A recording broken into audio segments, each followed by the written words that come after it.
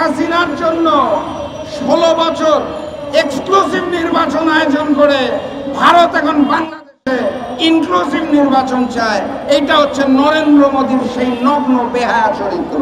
কার্যক্রম করেন, মুখে মনের মধ্যে রাখবে একটা, করবেন পদে পদে খালি চরিত্র পরিবর্তন হবে। ঠিক এই নরেন্দ্র মোদীর ভারত এক সময় শেখ হাসিনাকে ক্ষমতায় রেখে ভারত থেকে বলতো যে বাংলাদেশের নির্বাচন হচ্ছে তাদের অভ্যন্তরীণ ব্যাপারে, এই বিষয়ে আমাদের মন্তব্য করার দরকার নাই, কারণ তারা শেখ হাসিনাকেই বারবার ক্ষমতায় রাখতে চাইত।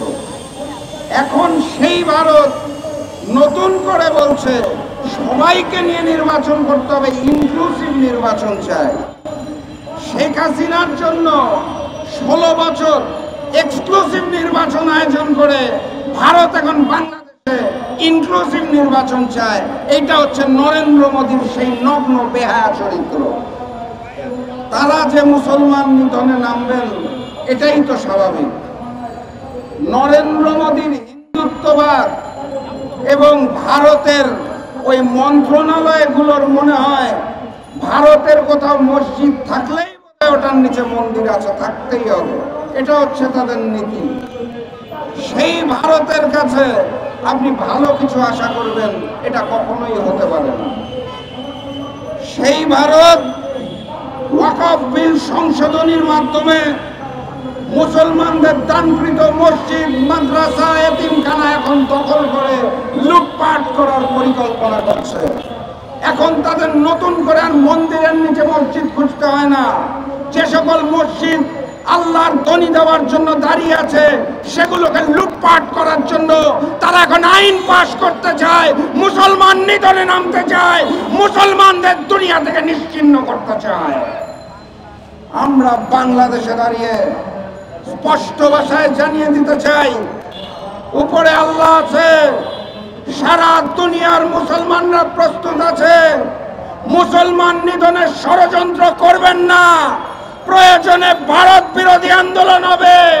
ভারত নিশ্চিহ্ন হয়ে যেতে পারে, মুসলমানরা নিশ্চিহ্ন হবে না দুনিয়া থেকে।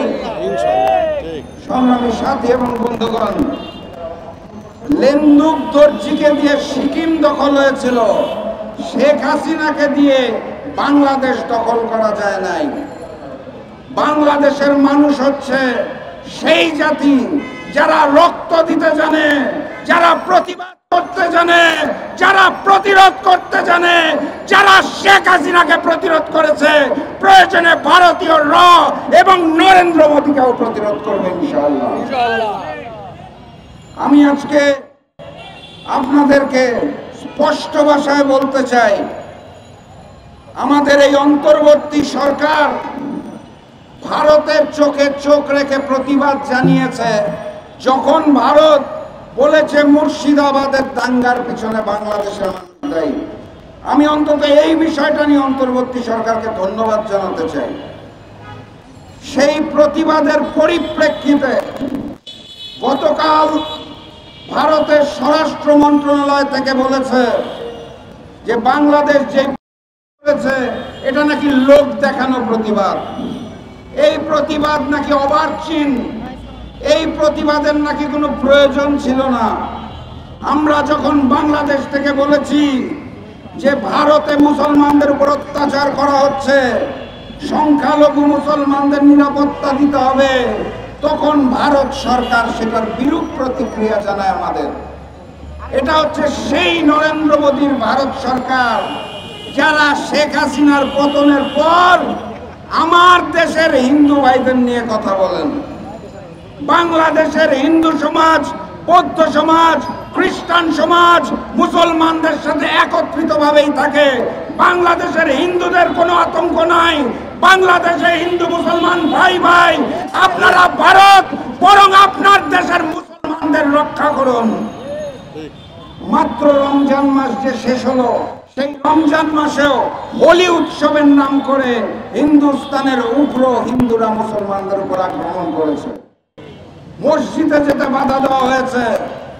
আর এই ওয়াকফ আইন নিয়ে কি বলবো, সংশোধনী নিয়ে কি বলবো? এখন তো তাদের পরিকল্পনা হচ্ছে সারা ভারত থেকে যত মসজিদ, মাদ্রাসা, এতিমখানা আছে তাকে উচ্ছেদ করে দেওয়া।